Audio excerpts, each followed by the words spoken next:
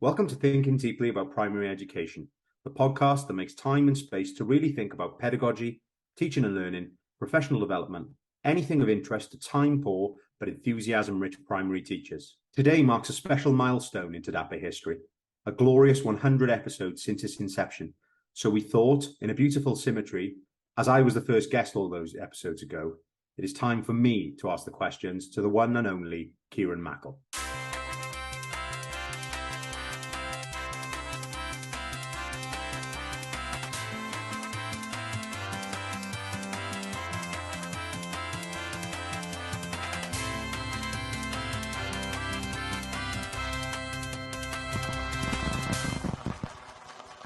So, Mr. Mackle, we're going to jump right in. We're going to start with you and your guesting numbers. So, are you ready, is the question. Born ready. Great. Here we go then. We're going to jump in. Years as a teacher. 15. Number of schools. 6, but 3 of those were at the same time. First year group taught. 5. Last year group taught. 3.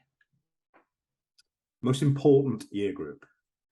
Now, I'm going to deviate like most of my guests because I think reception is the most important year group, but I think what happens between 0 and 4 is almost more important. And I think that's where we should focus our attention. You might say stage 0, if you will. Stage 0 covers 0 to all, from birth to the end of reception. Favorite year group? I think it's 5. It's got the best mathematics and it's more rewarding because I think the kids are slightly tougher than year 6 because year 6 have lots of responsibilities. But year 5 are almost, they feel as old as year 6, but they're not quite. So I think you got to put a shift in, but you get to do a lot of fun stuff with them. Yeah, I agree with you there. I think you cross some real thresholds in maths in year 5, like some really juicy stuff. You see in the sort of penny drop with them, and it's quite nice, isn't it? I think that's a very good answer. Books written. 2. Blog posts. No idea. Even I didn't read my blog. My other people. Well, I've read your blog, and that's how I first come about meeting you. A while back. I think was it Golden Thread or Golden Spiral? Oh, the Golden Spiral, yeah. So, and that was good content, and that still holds up well today. So I think 14 or 15. I think we need to link that still at the end. It's worth it. Episodes of TDaPE. 100. All right. Appearances on other Edu podcasts. I mean, this is going to be really bad if I've forgotten, but I think it's 3. I think Mind the Gap with Emma Turner and Tom Sherrington. Tips for Teachers with Craig Barton. And by the time this episode goes out, my episode with Dave Taylor on Teaching Together, which is the Complete Mathematics podcast. And so we've done one on cardinality. I think that's going to November 10th, which should be around about the same time as this. Amazing. A plethora of high quality podcasts there that you appeared on and also created. Okay, the final one in numbers, tweets. Oh, no idea. How do you check that? Oh, don't start. You literally, every week you've told someone how to check, how to find the tweets. You know how to find it. How many tweets? At the time of this interview, 6,912. Respectable. That's a respectable number. Conservative, if you will. Right. Let's get into the questions then, Kieran. So you're a teacher, an author, part of the Complete Maths team, host of TDaPE, and 1/3 of the stunning new band, Papa's Anti-Porters. Tell us about, how you got where you are now. Give us a bit of an insight about your journey. So started a band when I was 14 with 2 friends, and one of us had to play bass.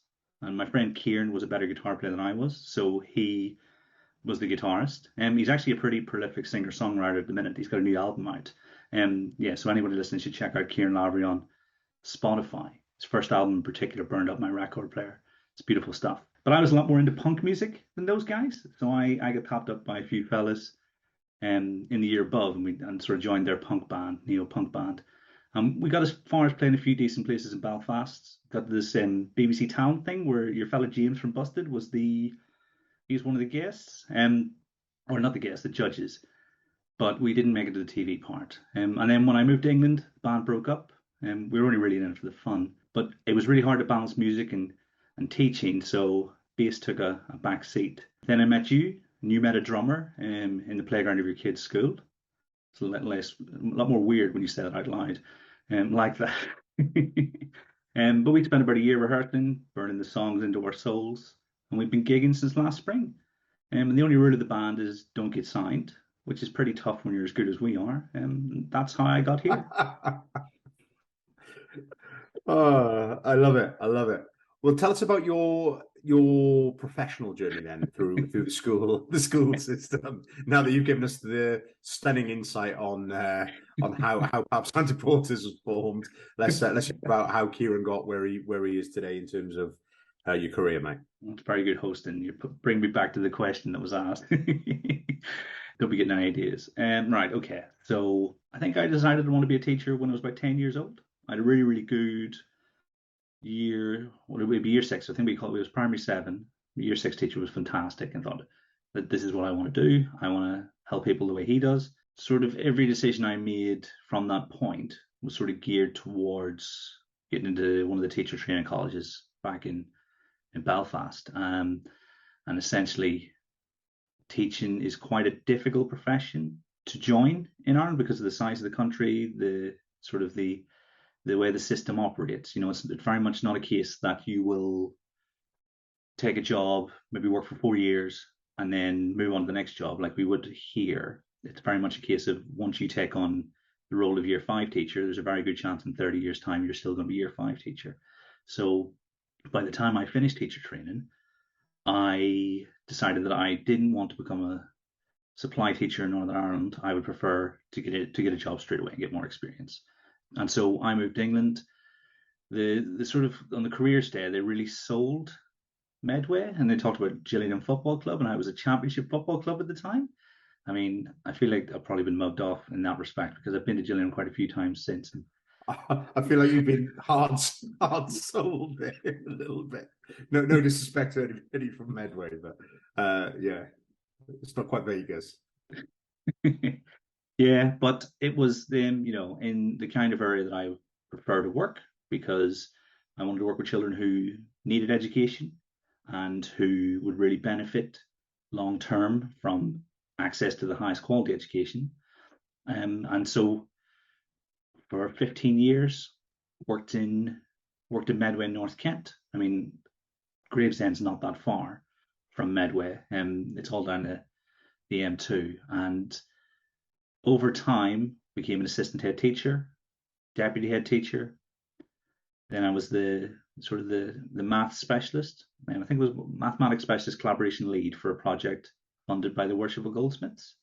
And essentially, the idea was we had 3 schools who really needed to improve the aspirations of their community and their engagement with education, but also the outcomes for pupils. And so it was meant to be 4 years.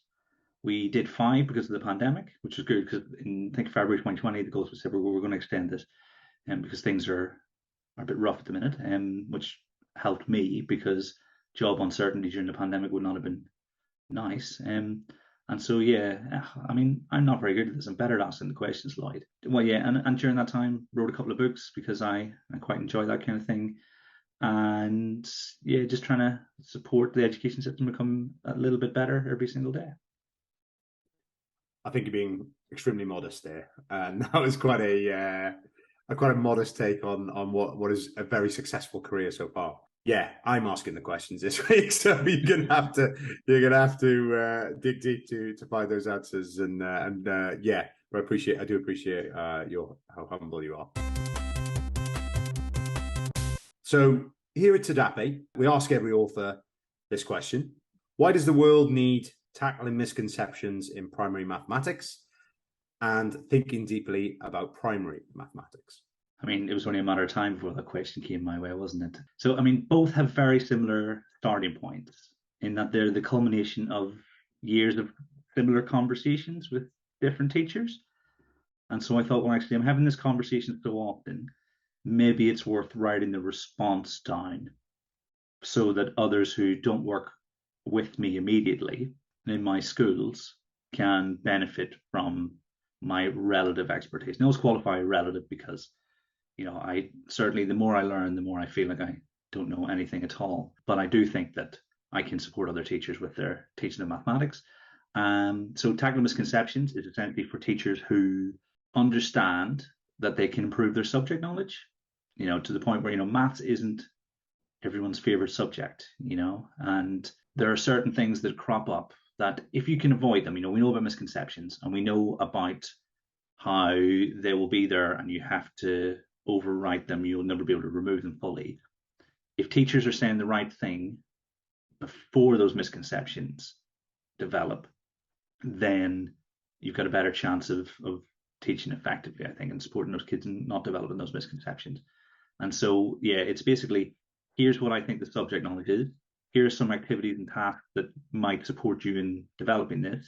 But essentially, it's like if you think, I need to improve my fractions knowledge, there's a bit on fractions, and you can read about that.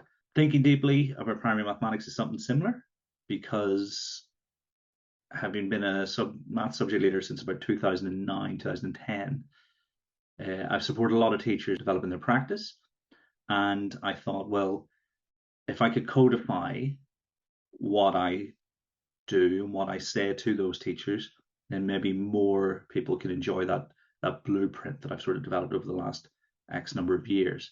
And so essentially, if you want to improve your teaching of mathematics, I think Thinking Deeply is a blueprint for that. And if you're a subject leader who wants to develop their teachers, well, then you've got this codified guide through primary mathematics. And it's not a comprehensive model. There's some things I didn't touch because I know I don't know enough about, or I couldn't relate them, or other people have written better about them. But I thought, here are the things that if you do these things, and if you get better at executing these behaviors, well, then you will become a better teacher of mathematics. And then I think it spirals from there. So I ended the book on how do you continue your professional development. And so hopefully by that point, teachers are all, okay, let's rock and roll. And I think, with the introduction of the ECF and with walkthroughs and things, I thought, maybe is there a market for this? Is there a need for this? And actually, it's a lot more mathematics specific than sort of the market leaders and the things that people will go to for inspiration. So I think it complements those quite well. Because I think I said to Tom Sharrington, I remember walkthroughs being advertised, and I was in the middle of writing Thinking Deeply. It was like April 2020. And I was like, oh no, I'm done for. This model's not going anywhere. But thankfully, that hasn't proven to be true. I definitely think there's a place for your book in the market, an important place for it. And like you say, whilst there's some tremendous stuff going on with walkthroughs and some of the content of the ECF and stuff is fantastic. Like you say, the subject-specific knowledge, that is the domain-specific knowledge for maths that you bring to that book, those books, is it's important. And I think a lot of people are very grateful for you compiling them and sharing them, because they've very successful, very, very successful. All right, next question for you then, Mr. Mackle. In terms of the process of finding the person to write the theme song, talk me about how you vetted them, and sort of like how that happened, and who you decided and why. I mean, the theme song was always going to be the most important part of the podcast. And so I thought, right, I've got to get someone who is exceptionally talented, maybe perhaps a multi-instrumentalist, someone who, knows composure and counterpoint like no other. When I text Hans Zimmer, he wasn't available. So I very quickly texted you and said, Lloyd, could you make me a theme tune? I want it to be 8-bit, punky, and about 30 seconds long. I think that was the brief, wasn't it? I want an 8-bit punky vibe intro for a podcast. I'd come on the first episode. Yeah, no worries. Yeah, it's fine. Anyway, you can cut all this out. No, I think that's just Right. saying. I mean, your household has been invaluable. I mean, the little heads behind us, they're all Katie's doing. This T-shirt, Katie's doing as well. You know what I mean? Without you guys, it would literally be, a word art. Clippy special. let's get back to the serious stuff. So, what principles would you say define your approach to the effective teaching of mathematics? I mean, this is tough. Berkeley Everett asked me in season 3 on the fly what my principles would be. I haven't gone back to listen, but I think they'd probably be pretty similar if I did. Because essentially, like I've said, thinking deeply about primary mathematics almost embodies everything that I value as a minimum in the teaching of mathematics. But I think there are three sort of guiding principles that I think can help people sort of focus what things are worth paying attention to, what things aren't, because there's a lot of information out there, to the point where we're saturated. I think the first is clarity. So when we're sharing our understanding of mathematics, trying to support pupils in developing their understanding of mathematics, I think we need to be crystal clear in what we say, to the point that, and this will come up in one of the later questions, we've got to really consider everything we say and how we say it, the models that we choose, and what precisely is important at any given moment. Because I think there's a fine line between, the balance you've got to strike whenever you're thinking about the pupil's cognitive resources, the information you're providing with them, and how those two interact with each other. So I think we're thinking about, well, how can we be as clear as possible in what we say? Because I think if we do that, then we give our kids a fighting chance to make sense of mathematics. I think precision would be the second thing, being unbelievably mathematically precise about what it is we wish to say. If we think about the language of mathematics and how sometimes one word can do the job of maybe 15 or 16 words when chosen correctly, things like quotient, dividend, divisor, they're a lot more common these days, but they weren't for a long time. And, if we allow pupils the chance to articulate their own understanding with that level of accuracy, it comes from us being really precise about what we do and doing things for a reason as well in the classroom. So every decision I make during planning will have been measured against other possible decisions that I can make. And it's okay, in this situation, I'm going to do this because of this reason. And then I'll review that and say, well, how did that go? And then I think probably the most important one is responsiveness. The journey is mapped out long term.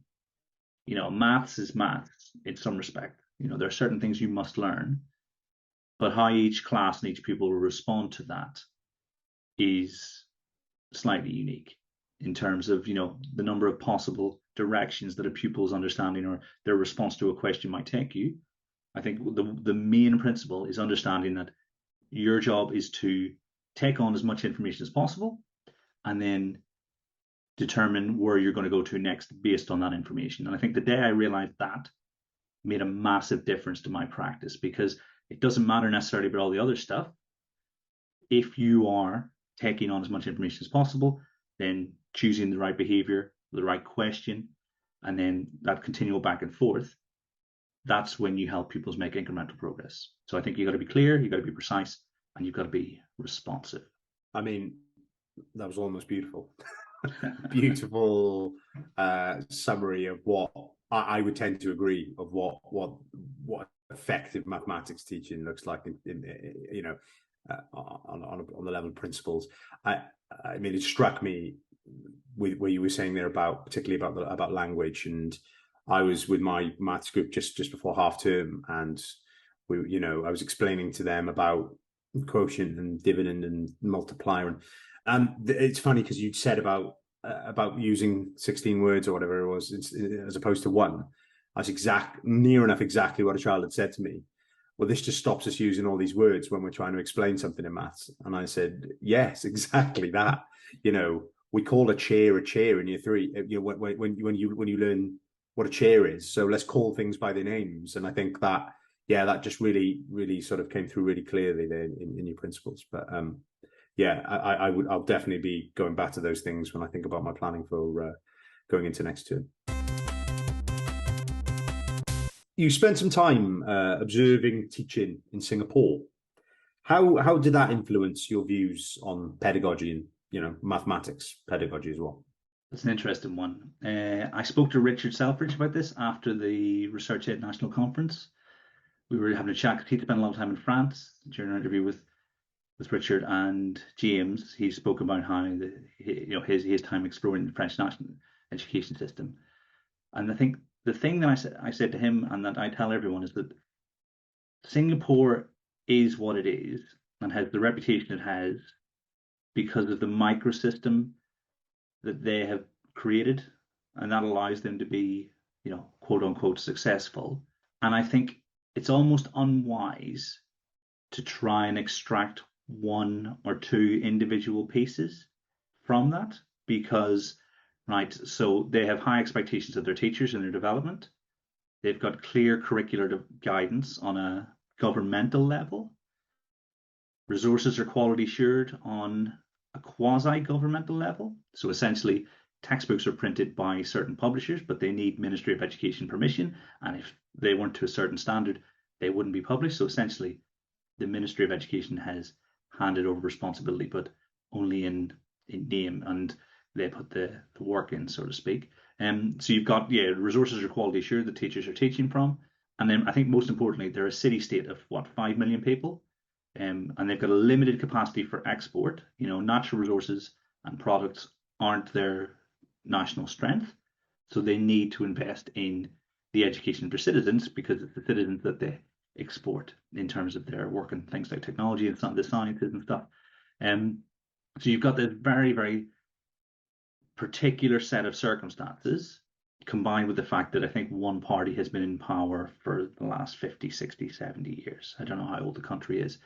And so with that, you've had an extended period of stability, rightly or wrongly, that has allowed the education system to grow in the way it grows. So for us to take one thing and sort of utilize that in our practice comes with a ton of caveats. So when I think about my time in Singapore and the colleagues that I've met there, the friends that I made, the conversations I have with them, I'm always thinking about the idea that a lot of the stuff that I saw has been happening closer to home for a long time as well. There are some things about one of the textbooks was written by someone who studied at King's College in London X number of years ago. And so it's not as if there's anything new that we can take away, but I think we should focus on what we can do within our system. I think that's it. I mean, the one thing that I did take away was every teacher I observed didn't waste a word on things that weren't mathematics based. So whenever they were instructing the class, whenever they were talking to the pupils, everything was pertinent to that lesson. It was almost military precision, how focused they were on what the task at hand was, what their aims were, and how they would get them there. And I think about my lessons, and I will go around the houses trying to explain something, and then how precise they were. They were making the very most of every minute. And so I'd hazard almost the opposite is true in most cases, sort of the further from Singapore you get. So if there were one thing I would recommend, or that I say I took from that time, was the idea that, waste fewer words. I think I made it into the book because watching that in action where, they've got this great rapport with their pupils, but they know exactly where they want to take the pupils to. Yeah, I think that's a really, really good way of explaining it. And I think I would tend to agree as well. It's not a straightforward comparison, is it? And I think we've learned tremendous amounts from them.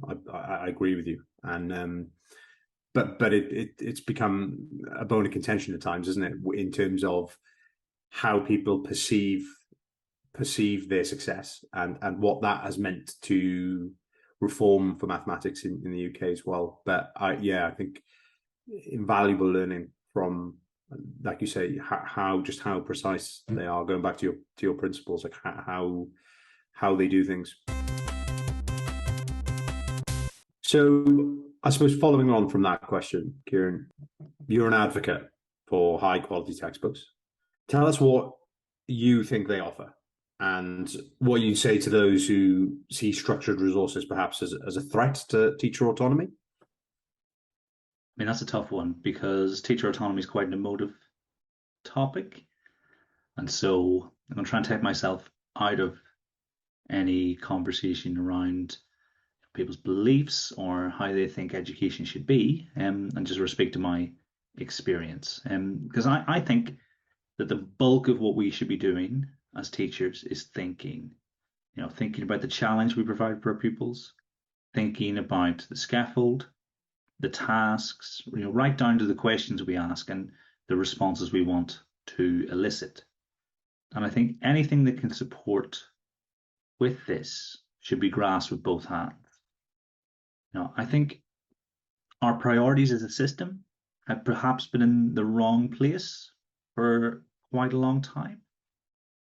And I think when you have a system that rewards shiny, like an inspectorate that rewards displays and performances and things akin to that, then we start to lose focus on what actually makes a difference and what makes teachers' lives better.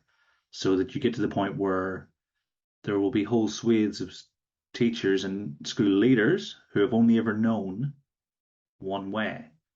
And it just happened that that one way was a way that burnt out, at least a fifth of the new entrants into the profession within the first 3 to 5 years, And so you get this survivorship bias where, I was fine.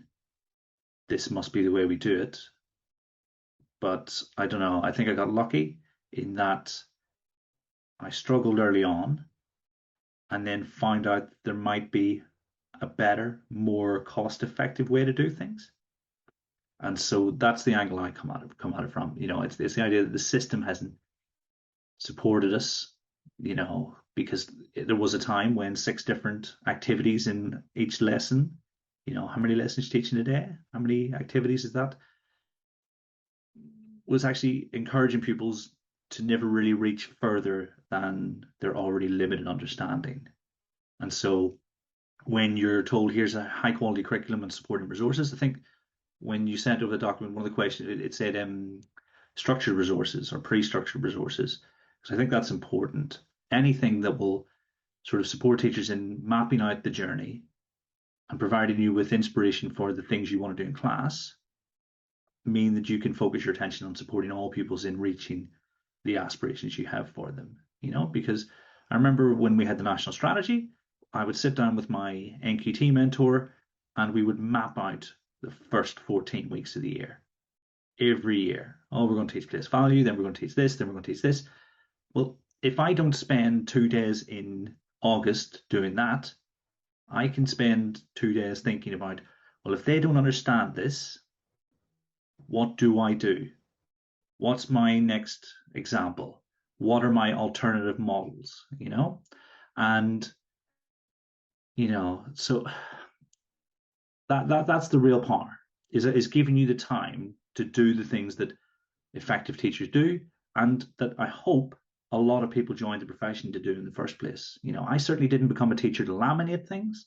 I'm not very good at laminating. It's never straight edge. I didn't become a teacher to mark books.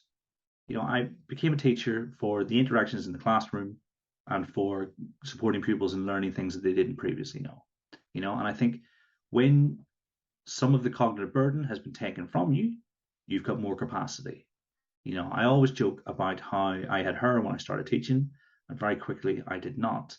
And in my mind, it feels as if a small part of that was working on things that weren't necessary, but that the powers that be encouraged in schools. And if I can do anything to support other teachers in having time for their families and also being really good at their jobs, well, that's what I want to do. So I say I feel lucky that it was tough.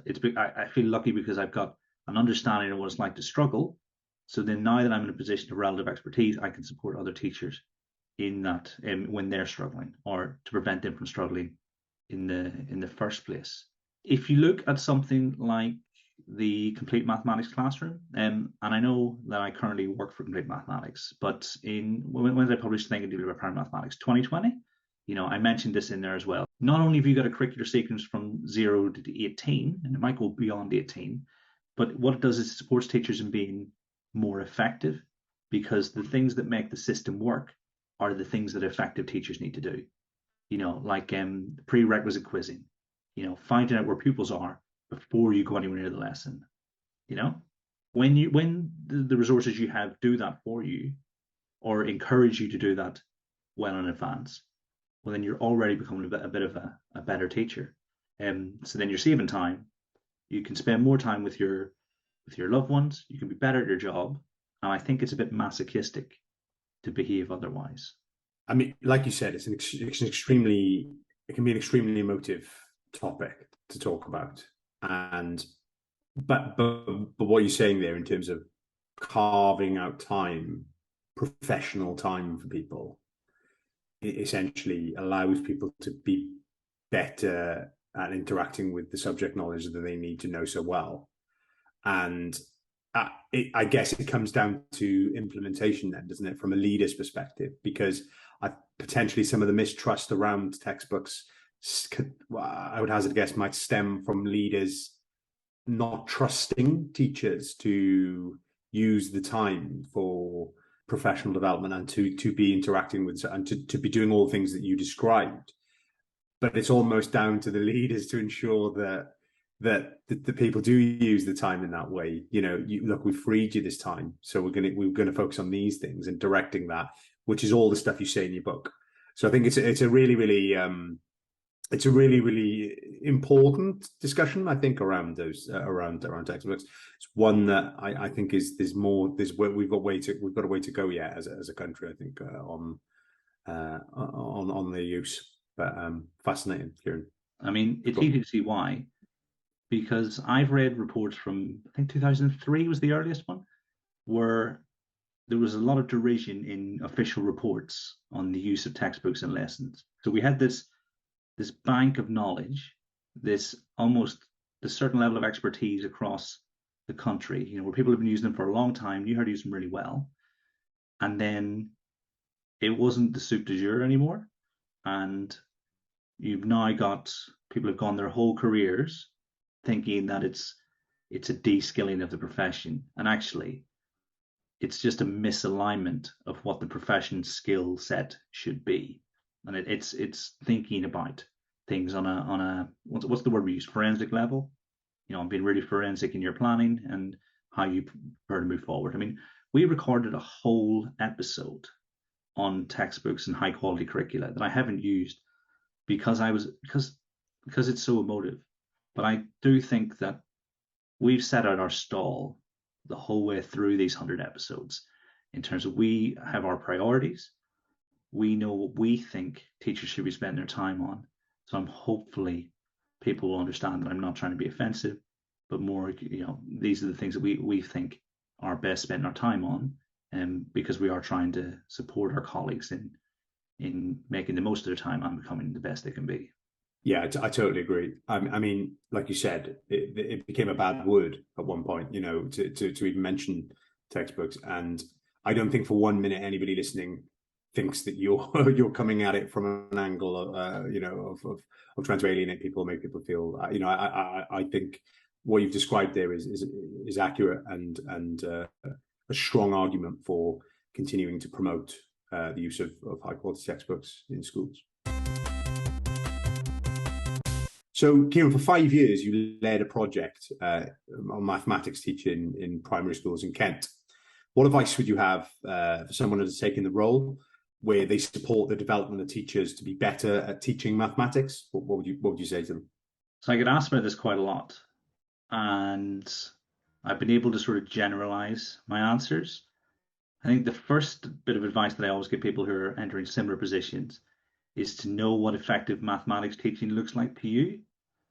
Because it's okay me saying this is what I think math teaching should look like, or this is what I think mathematics should look like in your classroom. But I'm not the person who's in there living and breathing it. Effective subject leader will be making the most of every opportunity to drive the subject forward, even if that's just conversations in the staff room. And so you've really got to believe in the model of mathematics or the I don't know, the intended model of mathematics that you have for your pupils. What do pupils experience as they go through our school? What does that look like? What models, what images am I going to adopt? Because you can't adopt them all. And if you do adopt them all, it's probably not going to be as effective as if you'd been sort of more precise in your selection. And from there, you can then start thinking about what it is you're actually going to do. So I'll be asked, what textbook should I buy? What should I sign up for? And it really it is down to the subject leader, because if you're not on board, and if your head teacher's not on board, it's not going to go very far at all. You'll probably have a change of leader at some point. You'll probably have a change of resource. You might sign up for something for a year and then move on because you hadn't really invested in it. And then you're in this perpetual cycle where you're changing things every couple of years. You need to give things time to bed, and you need to be 100% certain why you're using what you're using, and that comes from what effective math teaching and what the mathematical journey looks like. Then I think you've got to have the right tools and systems in place before you begin. You always talk about prudence, and whenever you come on the podcast, Lloyd, what do I need to be successful? Is it that I provide my teachers with access to classroom, like Neil does at STEP? Or is it that I get this textbook or that textbook?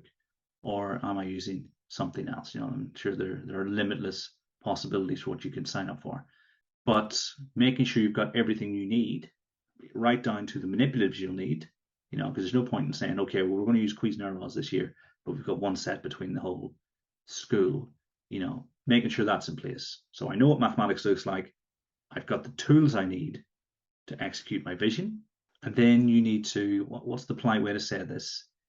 Practice your best smile, because I think you're going to be on the front line and there can be a ton of stuff to wade through before you can actually support someone, particularly when the only constant they've experienced is change, when they've been beaten down on by this advisor or that expert, or whatever the case may be.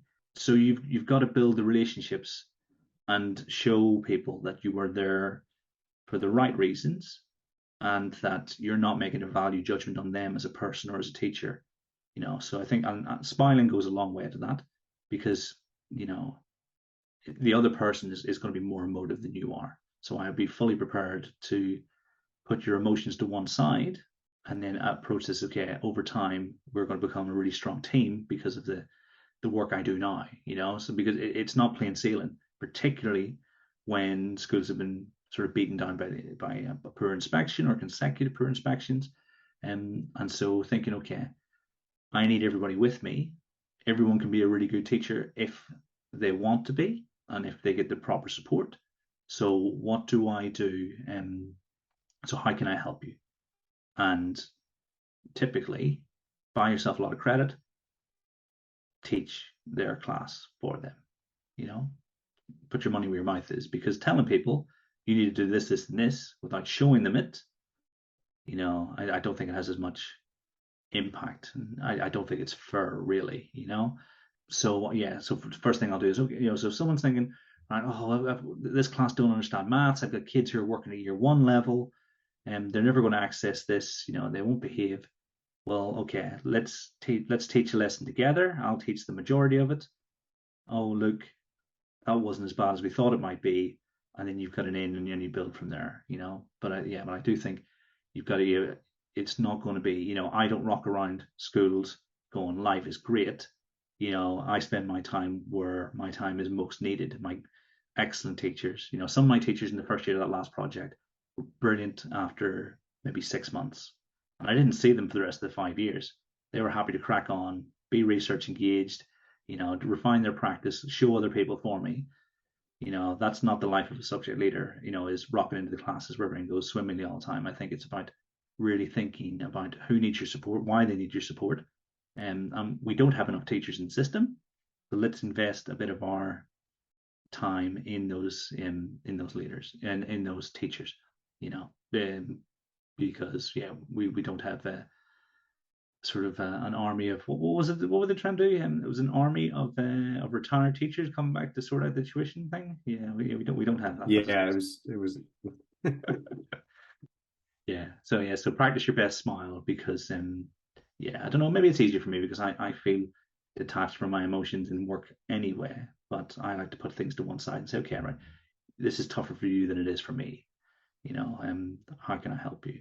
And then start with your school and where you want it to be in 5 years and work backwards. Not next year, not the year after, 5 years from now, what are we going to be really good at? What will we be a beacon in the local community for?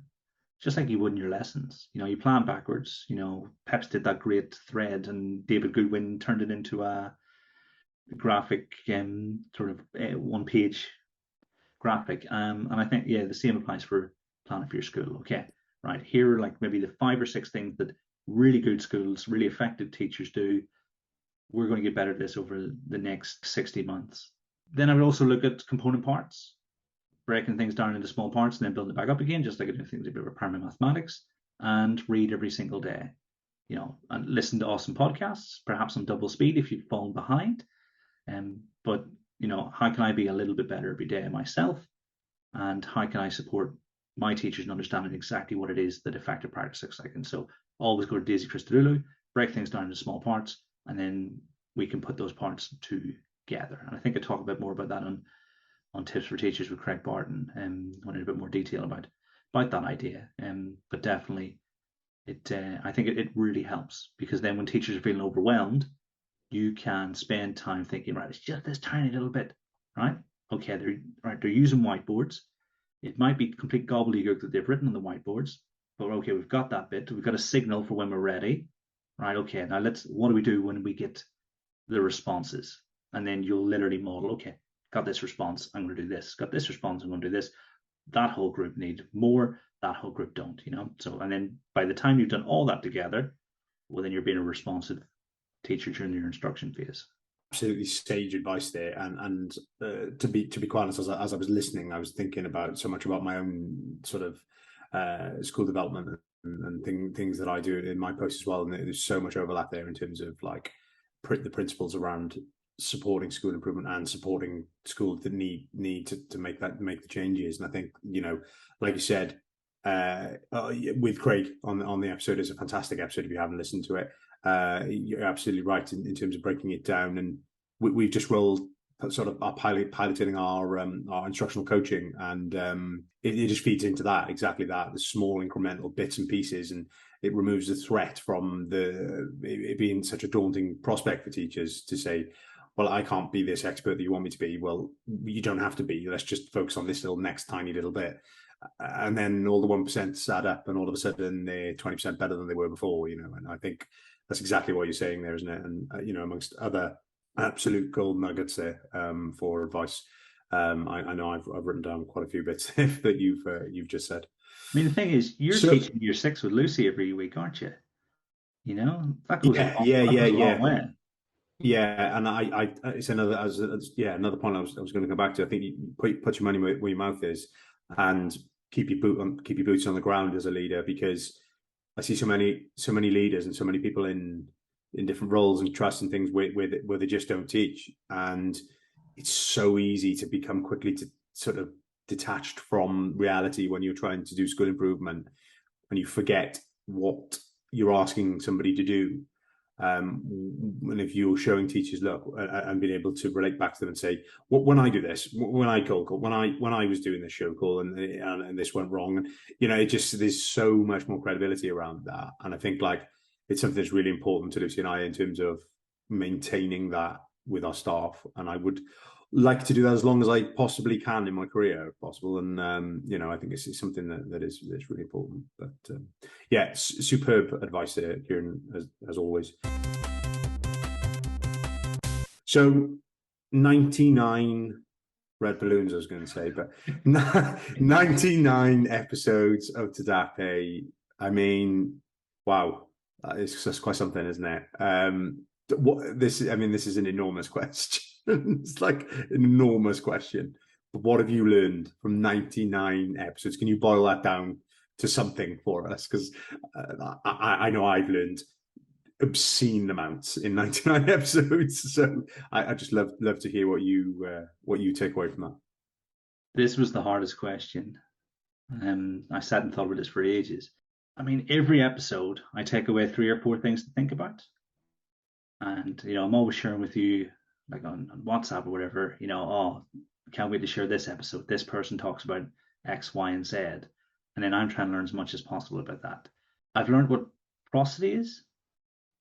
That was something I had no idea what it was. Whenever I interviewed Chris, I learned about, I knew what it was, but I didn't know it had a name. So that I mean, that's the standout one factoid that I've learned is what that is. But I think the big message from the first 99 episodes is I've learned just how generous teachers are with their time and their wisdom. People who you would think, oh my goodness, they must get inundated with requests and calls and direct messages all the time, thinking there's no way they're gonna pick up the call whenever I reach out to them. But no matter who they are, no matter how busy they are, how sort of influential they are in the education world, everybody's just the same. They want to help other teachers. And so I'll find myself talking to people and I'm thinking, I'm totally out of my league here. What am I doing? But then when I put it back together, you get the same vibe, where people are just happy to talk about things that interest them, that engage them, and they really want to help other people. So that's what's really started to move with the first 99. And I can also tell what an looks like just from looking at the waveform. Well, there'll be plenty of them from this episode with me, because I am absolutely terrible for ums. And well, to be saying that, can you also identify a like, because I'm also a like person after everything. So if you can see that waveform as well, you'll save yourself about 2 hours work. I can identify when people tut just by looking at it, and yours are very unique ums because they're in the middle of words and they're the most difficult to cut. I am a nightmare for that. I'm a mid-word staller. Because I haven't thought about what I want to say for the rest of the sentence. That's normally what's happening. I'm going, what am I saying? What am I saying? So it's just elongated with an yeah. So, Kieran, why mathematics then? What attracts you to mathematics? Because I mean, that's your specialism. Why? I mean, I think this is going to be an interesting one. When I started teaching, I wasn't very good at teaching mathematics. And I realized I needed to improve. I don't like not being good at things. It's a trait that I passed down to my kids, as frustrating as that is as a parent. And I thought I've got to get better. And I was very fortunate that there was a program run at the time called the Primary Mathematics Specialist Teacher, MAST, small a, ST, sort of program. And it was 2 years. There was a bit of action research kind of thing. Each summer you had to submit a report, and it was sort of pass fail, and you got this postgraduate sort of diploma thing after it. But what it gave me the time to do was only think about mathematics. Only think about, well, what does the sequence look like in fractions? Why are these things in these positions? And this was just before the national curriculum draft came out. And so that really equipped me to look at the national curriculum and think about the decisions that had been made there. Whereas as a complete novice looking at the old 1997, 98 version of the curriculum, I would just go to the attainment targets at the back and make a list of things I needed to teach. And just, here's level 3, bum, bum, bum, bum, bum. Done. Level 3 done. Let's move on to level 4. Bum, bum, bum, bum, bum. Let's teach shape and space next year. That kind of thing. So when I took that on, more and more opportunities presented themselves. So Janine Allen, who now runs the Maths Hub in Kent, I think she sent me an email saying there's an opportunity for SLEs to go to Shanghai. Sent it to my head teacher thinking, they're never going to let me go to China for a week in the middle of the term. And they're all, yeah, go for it. And so that was a chance to see another education system, to talk to 50 other sort of math experts, across different phases and geographic areas. And then I think about that time and said, okay, well, maybe I've got enough having, the SLE work was basically supporting other middle leaders who wanted to support their schools, thinking, okay, I've got enough in me for a book. I think we could, write that down. And then the closer to headship I got, the less interested I was in headship. I think I said it in one of the episodes recently, how much respect I have for head teachers, but it's not a job I ever want to do. My passion is for pedagogy, teaching and learning, that sort of face-to-face interaction with teachers and with pupils. And so, I look at, my NQT mentor, he and I are still really good friends. And so I've seen him become a really effective head teacher, but I know there's parts of his job I couldn't do, when he's dealing with safeguarding things, when he's dealing with, the logistics, the stuff you deal with on a day-to-day basis, so I thought, okay, well, I've got reasonably good at teaching maths. I've got reasonably good at supporting others in the teaching of maths. Maybe there's a career here. And as luck would have it, the sort of project with the goldsmiths arrived. There was a 2-day application process, had to go through it, all the classic sort of head teacher tasks, looking at Raise Online and making a judgment about the school based on 300 odd pages or whatever it was at the time. I can't even remember exactly.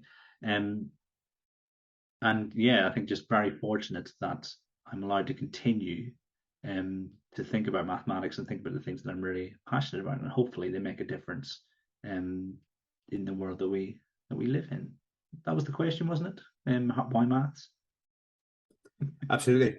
And long may it continue, is what I say. Is long may your venture into the mathematics world continue, because it's important contributions, I would say, to the profession. So brilliant. So what's next then? What's next for you, for your career, for TDaPE? What's coming around the corner? So I've just joined the math team at Complete Maths. Get to talk about mathematics education with people who know more about mathematics than I do.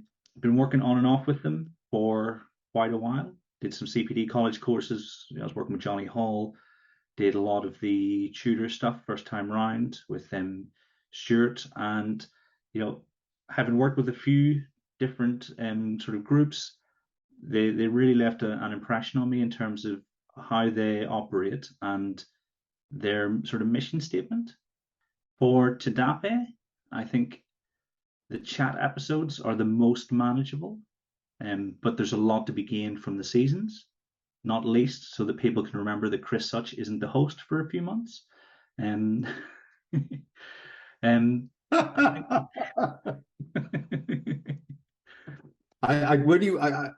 have to bring this up. You referred to once as the Ant and Dec of education, if I remember rightly by Mr. Sherrington, I believe. So. Yeah, it's him or Emma. Yeah, Chris says he's the left hand side of Ant, and I'm the right hand side of Dec, and vice versa, something like that there. Season 6 earmarked for the summer. But so at the minute I'm scoping out interesting guests and developing sort of plans to push the boundaries of what's possible with long form education podcast format. And I think the biggest thing on the horizon is a 12-hour live stream on Friday the 30th of December. And that's the one we're going to try and raise money for Balindra, which is a palliative care charity that your dad has very close to his heart. And it's something I care about too. So hopefully we're going to be able to put together something entertaining, informative, and in need of a great cause. But the big picture remains the same. 20 years, 1,040 consecutive weeks of glorious podcast. I am here for that. I'm absolutely here for that. Amazing. Can you imagine how much we'll be by the time we get to episode 1,000? Welcome to TDaPE, episode 1,955,672. We give that.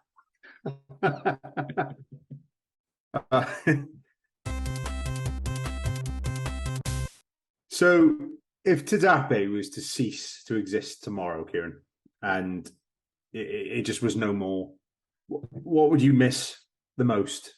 And what would be the one thing about its run that you could say you were the most proud of? I don't think I can make it one. I've got a few. I think I'd miss the interactions with our listeners. Regularly have chats with people just out of the blue about various different things. Always really interesting. Making friends with new people. It's amazing, complete strangers before episodes, but then you're on like a house on fire and then they continue. I miss that it's a vessel for my restlessness. And I probably have to think about how else am I going to expend that energy.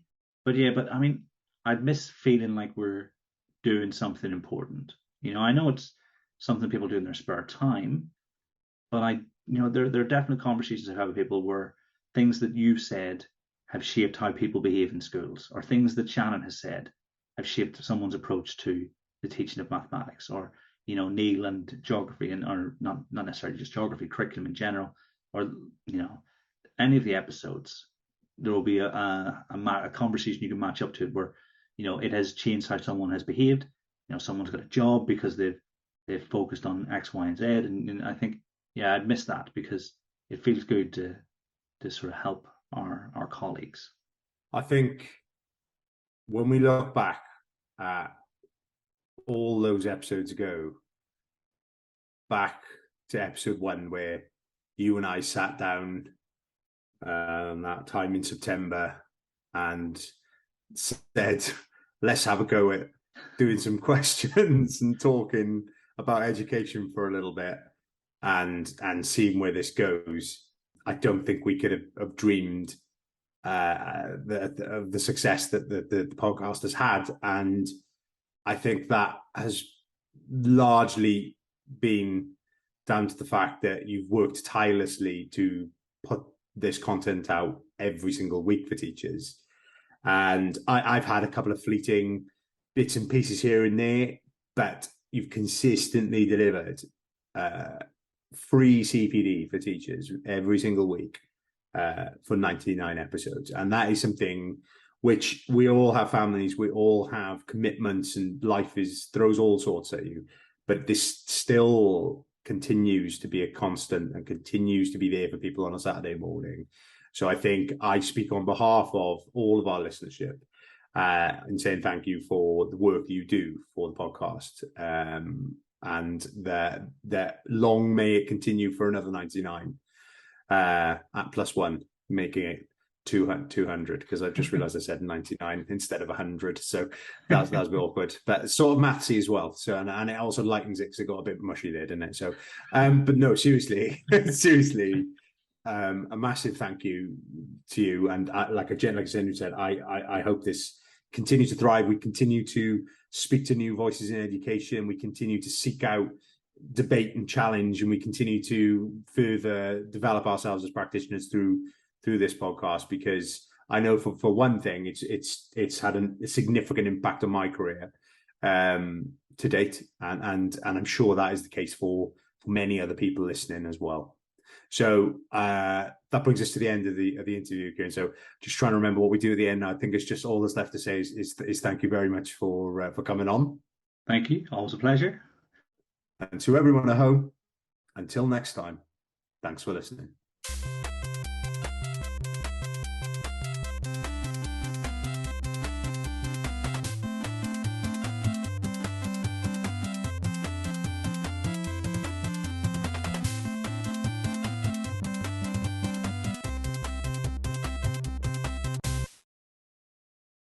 Nice work. You didn't ask me what my Thunderbolt was, so you'll have to wait until episode 200 for that.